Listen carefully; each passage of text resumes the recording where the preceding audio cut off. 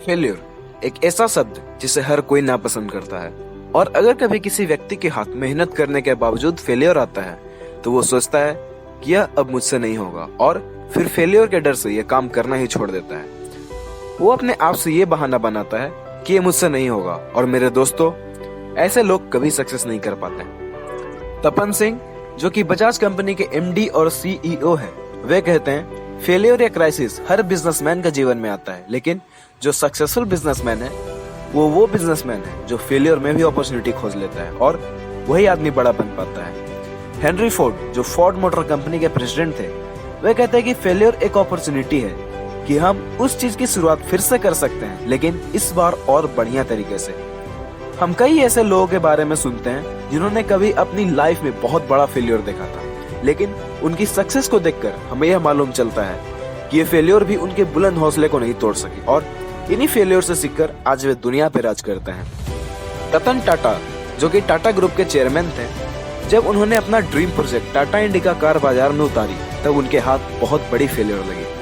उनकी कार को अच्छा रिस्पॉन्स नहीं मिला, जिनके कारण टाटा मोटर्स घाटे में जाने लगी। वे टाटा मोटर्स को बेचने के लिए फोर्ड कंपनी के पास गए, लेकिन फोर्ड कंपनी के चेयरमैन विल फोर्ड ने बातों बातों में यह कह दिया कि जब तुम्हें इस बिजनेस के बारे में जानकारी नहीं थी तो तुमने इसमें इतना इन्वेस्ट क्यों किया? हम ये कंपनी खरीदकर तुम पर एक एहसान कर रहे हैं। ये बात रतन टाटा जी को अच्छी नहीं लगी। वे बिना अपनी कंपनी को बेचे वापस आ गए और जी जान लगाकर मेहनत करने लगे, जिनसे उनकी कंपनी अब ग्रो करने लगी। वहीं दूसरी तरफ फोर्ड कंपनी अपनी जैगुआर और रेंज रोवर की वजह से घाटे में जा रही थी।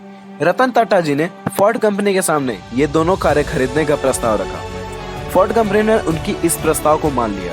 जब उन दोनों की मीटिंग हुई तब बिल फोर्ड ने कहा कि आप हमारी कंपनी खरीदकर हम पर एहसान कर रहे हैं, और उन्होंने साबित कर दिया कि मेहनत के आगे कोई भी फेलियर छोटी होती है।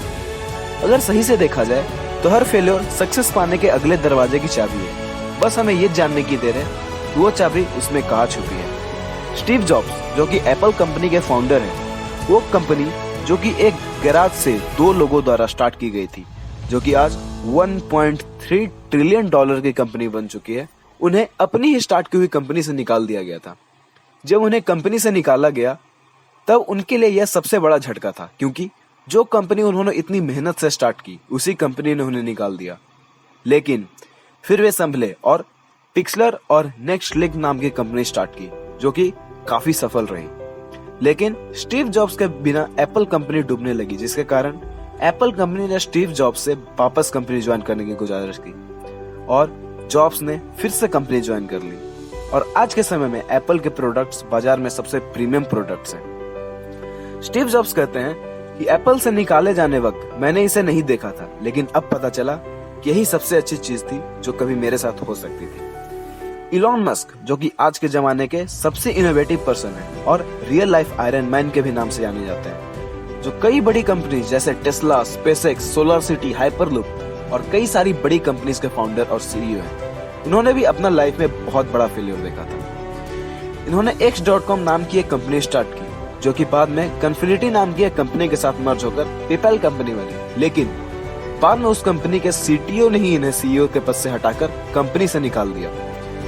फिर उन्होंने स्पेसएक्स नाम की कंपनी स्टार्ट की। वे इस कंपनी के माध्यम से स्पेस ट्रेवल को सस्ता करना चाहते थे और रीयूजेबल रॉकेट बनाना चाहते थे। लेकिन जब इन्होंने पहला रॉकेट लॉन्च किया तब इनके इंजन में आग लग गई, जहाँ से इनको बहुत बड़ा नुकसान हुआ। दूसरी बार इन्होंने फिर ट्राई किया, लेकिन वो स्पेस में गया लेकिन ऑर्बिट में ही नहीं पहुंचा और फिर ऑफ रूट हो गया। और तीसरी बार स्पेस में जाते ही ऑफ रूट हो गया। अब इनकी सारी संपत्ति खत्म होने वाली थी। इन्वेस्टर्स ने बोला अब तो ये कंपनी गई।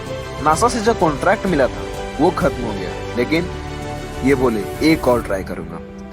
इन्होंने एक क्रेजी अनाउंसमेंट किया कि अगला लॉन्च कुछ ही महीनों में करेंगे। अपना घर बेचकर किराए के मकान पर शिफ्ट हो गए।